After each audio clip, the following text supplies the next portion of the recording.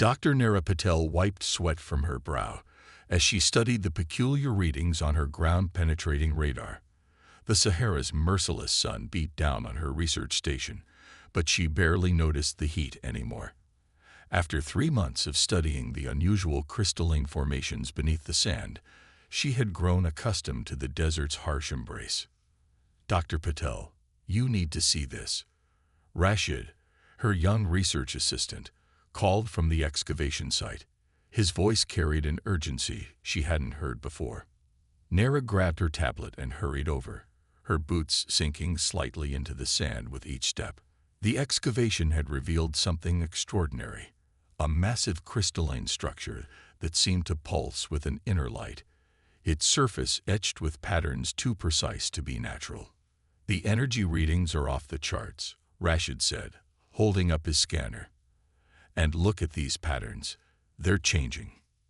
Nara crouched down, her dark eyes reflecting the crystal's subtle glow. As a geophysicist, she had studied unusual formations all over the world, but nothing like this. The crystal's surface was warm to the touch, and she could have sworn she felt a gentle vibration beneath her fingertips. "Get me the spectrometer," she ordered, never taking her eyes off the formation. "And contact base camp. Tell them we need the advanced scanning equipment. All of it." As Rashid hurried off, Nara noticed something else. The sand around the crystal was different, finer, almost metallic in texture. She scooped up a handful, watching as it seemed to shimmer in the sunlight. The discovery quickly attracted attention. Within days, their small research station had grown into a bustling scientific outpost. Dr. Marcus Rivera, a renowned crystallographer, arrived from Spain, bringing with him equipment that could analyze the crystal's internal structure. "These formations shouldn't be possible," Marcus declared, staring at his readings. "The molecular structure, it's organized in a way I've never seen. Almost like..." "Like what?" Nara pressed. "Like it's programmed," he finished, looking up at her with a mix of excitement and unease. That night, as the temperature dropped and stars filled the desert sky, Nara sat in her tent reviewing the day's data. The crystal's energy signature was unlike anything in their databases, and its patterns continued to shift in ways that defied explanation. A sudden tremor shook the ground, causing her equipment to rattle. Nara rushed outside, where other researchers were already gathering. The crystal formation was glowing brighter now, its light piercing the darkness. "Everyone back," she shouted, but her voice was drowned out by a low, resonating hum that seemed to come from deep beneath the sand. The ground began to shift, not violently, but with purpose. Sand cascaded away as something enormous began to rise from beneath the surface. The research team watched in stunned silence as a massive crystalline structure emerged, its surface covered in the same intricate patterns they had been studying. As the structure rose higher, Nara's instruments began detecting something else, signals, complex and structured, emanating from within the crystal. They weren't random energy fluctuations. They were messages. "Dr. Patel," Rashid called out, his voice shaking. "The patterns, they're forming words." Nara rushed to his side, watching as symbols appeared on the crystal's surface, shifting and changing until they formed recognizable letters. A single phrase appeared, glowing with an inner light. "We have awakened." The implications hit Nara like a physical force. This wasn't just a geological anomaly. It was first contact, hidden beneath the desert sands. As she stared at the glowing message, more crystals began to emerge from the sand, each one pulsing with the same otherworldly light.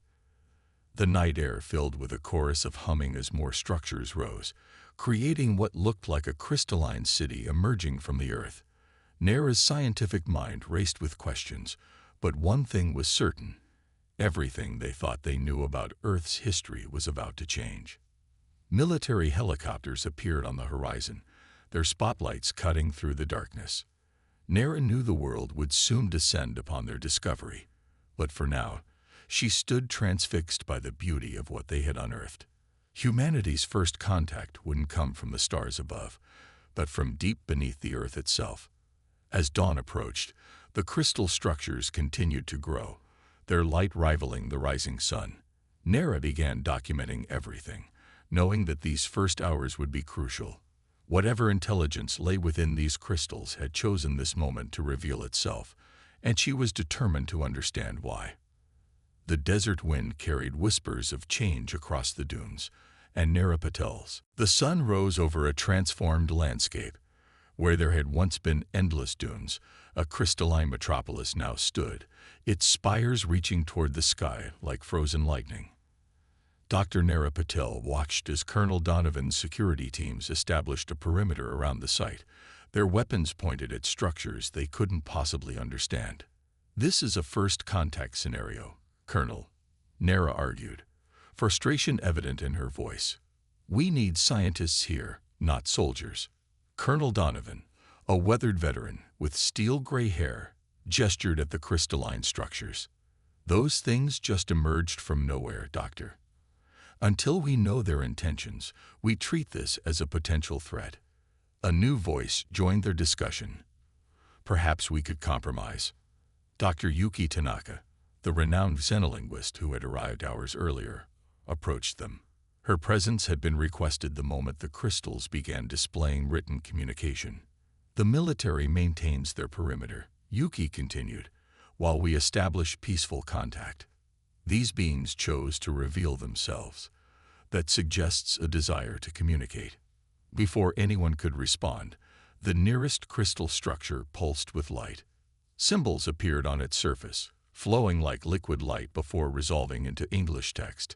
"We mean no harm. We seek dialogue." Nera's heart raced. The beings were learning, adapting their communication in real time. "They're watching us, listening. They must have been studying us for years."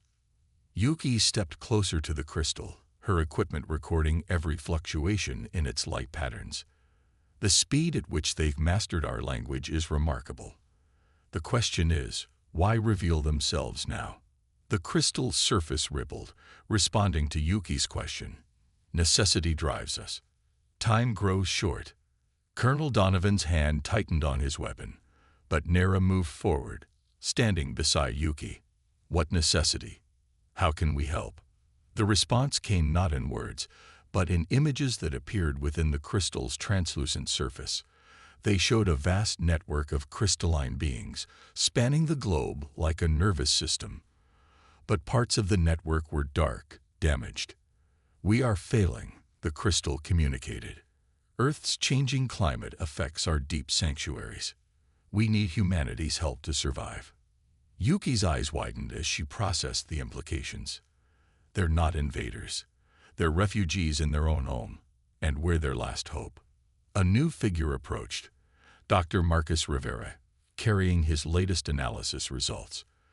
"The crystal's molecular structure is deteriorating in areas with high groundwater acidification.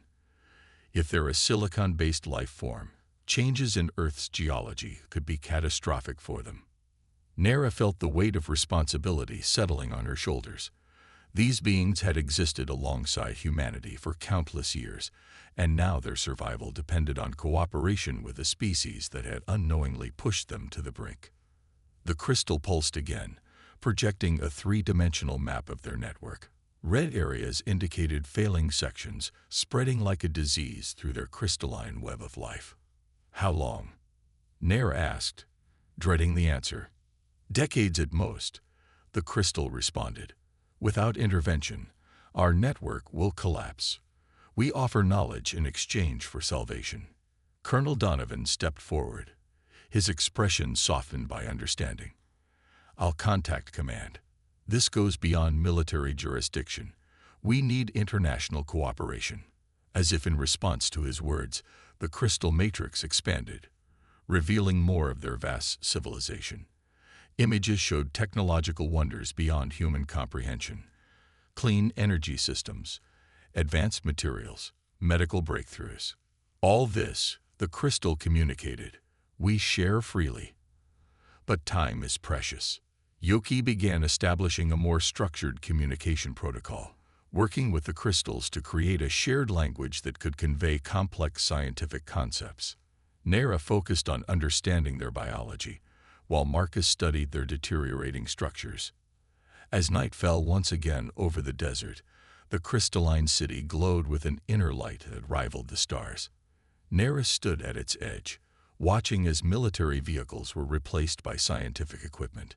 Teams from around the world were already en route, drawn by the promise of shared knowledge and the challenge of saving an ancient earthborn civilization. The crystal nearest to her flickered with activity. "You understand now why we chose you, Nera Patel." "Why me?" she asked, surprised by the personal address. "Your work in geological preservation, your dedication to understanding Earth's deep structures. You were already looking for us, even if you didn't know it." Nera placed her hand against the crystal's surface, feeling its subtle vibration. "We'll find a way," she promised. "Humanity can learn from its mistakes. We can work together." The crystal's light pulsed warmly in response, and for the first time, Nera felt not just the weight of responsibility, but the thrill of possibility. Two civilizations, born of the same planet but evolved in radically different ways, now had a chance to save each other. As teams of scientists began setting up their equipment around the crystalline structures, Nera knew that the real work was just beginning. The next few months would test both species' ability to cooperate, innovate, and overcome their differences. The future of two civilizations hung in the balance, and time was running out. 3 weeks after first contact, the Desert Research Station had transformed into an international scientific hub. Dr. Nera Patel stared at the holographic display projected by one of the crystal spires, showing the deterioration spreading through the ancient network. Despite their best efforts, they hadn't yet found a way to halt the damage. "The acidification is accelerating," Dr. Marcus Rivera reported, his usual optimism dimmed by exhaustion. "We're losing entire nodes in the South Pacific." Nera rubbed her temples, fighting off a headache. They had made remarkable progress in understanding the crystal being's biology, but solutions remained elusive. The crystal nearest to them flickered with concern, its surface rippling with patterns that Yuki had begun to recognize as emotional expressions. "There is another way," the crystal communicated, its message tinged with hesitation. "But it requires trust beyond what we have asked." Before Nera could respond, alarms blared across the compound. Dr. Yuki Tanaka burst into the research dome, her tablet displaying readings from the crystal network. "Something's happening in the Indian Ocean node. The energy signatures are off the charts." The main crystal display shifted, showing a massive surge of activity deep beneath the Indian Ocean. The network was attempting to heal itself, but the process was causing underwater tremors that could trigger tsunamis. "We must stop it," Nera declared. "The attempt to self-repair could cause catastrophic damage." The crystal pulsed urgently. "We cannot stop it alone. We need to merge our technologies. A human must enter our network." The room fell silent. Enter the network. The implications were staggering and terrifying. "How?" Marcus asked, voicing what everyone was thinking. The crystal's surface showed complex diagrams of a neural interface. "We can create a bridge between organic and crystalline consciousness, but it has never been attempted with your species." Colonel Donovan, who had been quietly observing, stepped forward. "Absolutely not. The risks air." "I'll do it," Nera interrupted. All eyes turned to her. "I've spent the most time studying their biology. I understand the risks." The crystal dimmed slightly, its message appearing more slowly, deliberately. "The process will change you, Nera Patel. You will see our world as we do. There is no guarantee you will return unchanged." Nera approached the crystal, placing her hand on its surface. "If we don't try, both our species could suffer. Sometimes the greatest discoveries require the greatest risks." The next few hours were a blur of preparation.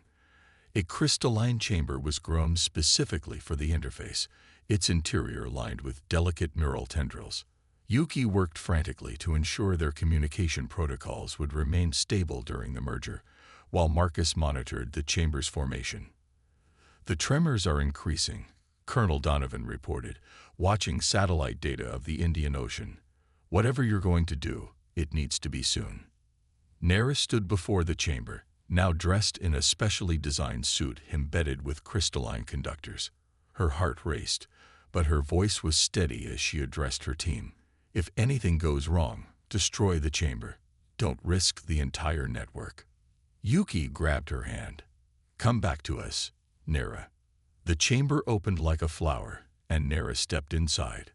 The crystal tendrils moved instantly, connecting with the conductors in her suit. She gasped as the first neural bridge formed. It felt like ice and fire racing through her mind. Then everything changed. She was no longer in the chamber, no longer bound by physical form. Her consciousness expanded through the crystal network, experiencing millennia of history in moments. She saw the crystal beings' emergence in Earth's early oceans, their gradual spread through the planet's crust, their quiet observation of humanity's rise. The damage to the network was now visible in a way statistics could never convey. She could feel the pain of failing nodes, the desperate attempt at self-repair that threatened to destroy everything. But she could also see the solution. Through her merged consciousness, Nera began to guide the network's energy, using her understanding of Earth's geology to create new, stable pathways. The crystal beings worked with her, their combined knowledge creating something entirely new. Hours passed in the outside world, but for Nera, it was an eternity of learning and creation. When the process was finally complete, the Indian Ocean node had been stabilized, its energy redirected through new crystalline structures that could withstand the changing environment. The chamber opened, and Nera emerged, her eyes now bearing a subtle crystalline sheen. She could still feel the network at the edges of her consciousness, a permanent reminder of what she had experienced. It worked, she whispered, her voice carrying an echo of crystalline resonance. But this was just the beginning. I saw something else in there, something they've been afraid to show us. The main crystal pulsed with acknowledgement. Yes, the time has come to reveal the full truth. About us, about Earth, and about the greater threat that faces us all. As her team gathered around her, Nera knew that their journey of discovery was far from over. The merger had changed her, given her insights that would reshape humanity's understanding of life itself. But it had also shown her a darkness approaching, one that would require both species to face their greatest fears together. The research dome hummed with tension as Nera stood before the assembled team, her crystalline flecked eyes reflecting the soft glow of the surrounding structures. After her merger with the network, she saw everything differently. Layers of energy and information flowing through the world like rivers of light. They're not just Earth natives, she began, her voice carrying that strange crystalline resonance. They're refugees, but not from climate change alone. They're running from something that destroyed their original home. The main crystal matrix pulsed in confirmation, projecting images that made the assembled scientists gasp. They showed another world, a crystal paradise that had once orbited a distant star. But then came darkness. Massive vessels that consumed entire continents, breaking down all matter into base elements. The harvesters, the crystal transmitted. They seek out crystalline life forms, consuming them to fuel their eternal expansion. They destroyed our world billions of years ago. A fragment of our civilization escaped, finding sanctuary here on Earth. Dr. Yuki Tanaka stepped forward, her face pale. And now they're coming here. Yes, Nera answered, accessing knowledge from her merged consciousness. The crystal being's attempts at self-repair sent out energy signatures that the harvesters can detect. They're already at the edge of our solar system. Colonel Donovan's professional calm cracked slightly. How long do we have? Months, perhaps a year, the crystal responded. Our kind has hidden here for eons, evolving alongside Earth life, hoping to never draw their attention. But now we face them together, Nera finished. She approached the central crystal, placing her hand on its surface. Images flowed between them, showing possible futures, potential strategies. Dr. Marcus Rivera, who had been quietly analyzing data, looked up from his tablet. The crystal network. It's not just a communication system, is it? It's a weapon. A defense system, Nera corrected. The crystal beings have been preparing, very slowly, building a planetary shield that could protect both our species. But it's not complete, and with the network failing, we won't be ready, the crystal confirmed. Unless we can merge our technologies on a global scale, the shield requires both crystalline and human consciousness to operate. The implications hit everyone at once. Yuki was the first to speak. You mean more people need to merge with the network, like Nera did? Yes, but more than that. We need humanity's industrial capacity, their ability to innovate and adapt quickly. Our kind evolves slowly, builds carefully. We don't have time for that now. Nera closed her eyes, accessing the vast knowledge she now shared. The harvesters have never encountered a world where crystalline and organic life evolve together. They've never faced united resistance. We have a chance, but only if we trust each other completely. Colonel Donovan stepped forward, his military training warring with the unprecedented situation. I'll contact the Security Council immediately. But people will be afraid. This is asking a lot of trust from both sides. The crystal pulsed with understanding. Fear is natural. But look at Nera. She stands between our worlds now, proof that harmony is possible. Nera felt the weight of their words. Her transformation had made her a bridge between species, but it had also shown her the true scope of what they faced. The harvesters weren't just coming for the crystal beings. They would consume Earth entirely, breaking down all matter into fuel for their endless journey. Show them, she said to the crystal. Show them everything. The crystal matrix expanded, filling the dome with a comprehensive display of the threat they faced.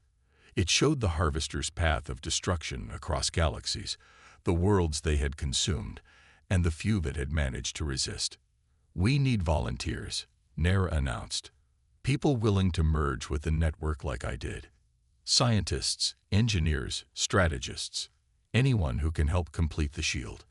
But they need to understand the risks. The merger changes you forever. Dr. Marcus was the first to step forward. I've studied these crystals for weeks now. I trust them more than most humans I know. I volunteer. Yuki joined him. Me too. We need to understand each other completely if we're going to survive this. One by one, others stepped forward. Researchers, military personnel, even Colonel Donovan himself. The crystal beings responded with pulses of light that Nera now recognized as joy and gratitude. But as preparations began for the new mergers, Nera felt something through the network, a disturbance at the edge of the solar system. The harvesters had detected their activities. They were accelerating their approach. We need to work faster, she announced, her voice urgent. They're coming sooner than we thought. We have weeks, not months. The crystal matrix shifted, displaying new construction patterns. Then we begin now. Every moment counts. As the dome erupted into activity, Nera reached out through the network, feeling the vast consciousness of the crystal beings joining with her own. Together, they would face humanity's greatest challenge, not just first contact with alien life, but the defense of Earth itself. The question wasn't just whether they could complete the shield in time, but whether humanity was ready to transform itself to survive. The age of isolation was over. The time of unity had begun. 2 weeks after the first wave of volunteers merged with the crystal network, Earth had become something entirely new. Crystalline structures rose from every continent, their spires reaching toward the stars like ancient guardians awakening from slumber. Dr. Nera Patel stood atop the highest spire in the Sahara, her transformed consciousness connected to thousands of others through the vast network. The harvesters have passed Mars. Dr. Marcus Rivera's voice echoed through the network, his consciousness now as crystalline as her own. Their ships are exactly as the crystal beings remembered. Through the network, Nera could see them, massive geometric forms that devoured everything in their path, leaving only void behind. The crystal beings' memories of their destroyed homeworld flowed through her mind, a constant reminder of what they faced. Shield status. Colonel Donovan's thoughts resonated through the network. The military leader had been among the last to merge, but his strategic mind had proven invaluable in coordinating Earth's defenses. Dr. Yuki Tanaka's consciousness answered, her merged mind processing vast amounts of data. 87% complete. The southern hemisphere is still vulnerable, and we're detecting fluctuations in the North Atlantic node. Nera reached out with her enhanced senses, feeling the planetary shield taking shape. It was beautiful. A lattice of crystalline energy that would envelop the entire planet, powered by the combined will of two species fighting for survival. The crystal being's ancient consciousness flowed through them all, sharing knowledge accumulated over billions of years. But it was humanity's creativity, their ability to adapt and innovate, that had transformed this knowledge into something new. The shield wasn't just a barrier, it was a weapon, designed to turn the Harvester's own consuming force back upon themselves. Energy spike. Marcus's alarm rippled through the network. They're accelerating. Through their shared vision, they watched as the Harvester fleet surged forward, crossing the distance from Mars to Earth in hours instead of days.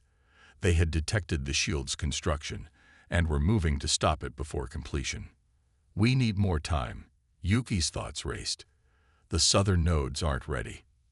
Nera felt a surge of determination through the network, not from the crystal beings, but from humanity. All across the planet, volunteers were stepping forward, offering themselves for emergency merging. Every new consciousness that joined strengthened the shield, adding their unique perspective to the collective. Look, she broadcast to the network, sharing her vision. Thousands of points of light representing human minds joining with crystalline awareness, each one strengthening their defense. We're not alone anymore. We never were. The Harvesters entered Earth's orbit, their massive forms blocking out the stars. The first wave of their attack came as a beam of pure entropy, designed to break down matter at the molecular level. It struck the incomplete shield and held. Channel everything. Nera commanded, feeling the strain through the network. Every memory, every hope, every dream of both our species. The shield isn't just crystal and energy. It's life itself. The merged consciousness of humanity and crystal beings poured their combined strength into the shield. Memories flowed like rivers.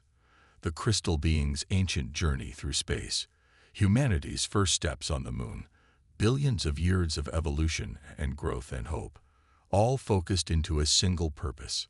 The Harvesters struck again, their weapons designed to shatter crystalline life.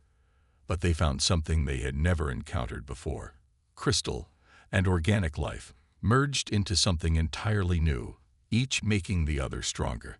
The shield began to pulse with accumulated energy. This was the moment they had planned for. At Nera's command, the shield didn't just block the Harvester's attack. It absorbed it, redirected it, transformed it. The effect was spectacular. The Harvester's own consuming force was turned back upon them, their massive ships beginning to break down as their entropy weapon was reflected. They tried to retreat, but the shield's energy followed them, breaking down ship after ship until only fragments remained. As the last Harvester vessel disappeared into space, a cheer went up through the network, not sound, but pure emotion shared between thousands of minds. They had done it. Earth was safe. But something else had happened, something none of them had expected. The merger between human and crystal consciousness had created something entirely new. The shield wasn't just a defense system anymore. It was a new form of life, a synthesis of both species' best qualities. Nera stood atop the crystal spire, watching the sun rise over a transformed Earth.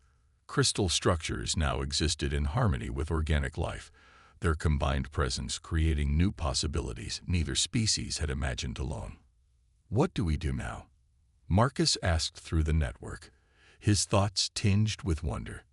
Nera smiled, feeling the combined hope of two species flowing through her consciousness. We build something new, she answered. Together. The crystal being's ancient knowledge resonated with agreement. After billions of years of hiding, of watching, they had found not just allies but partners. Humanity's brief existence had brought the one thing they had never expected: change, growth, evolution. As the sun rose higher, its light reflecting off crystal spires across the planet, Nera felt the future opening before them.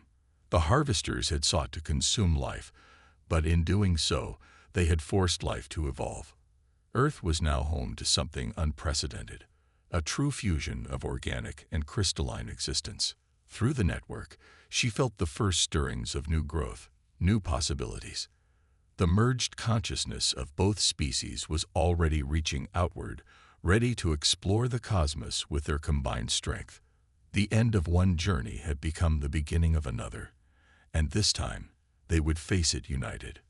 The desert wind carried the crystalline hum of a new age dawning, and for the first time in Earth's history, no species faced the future alone.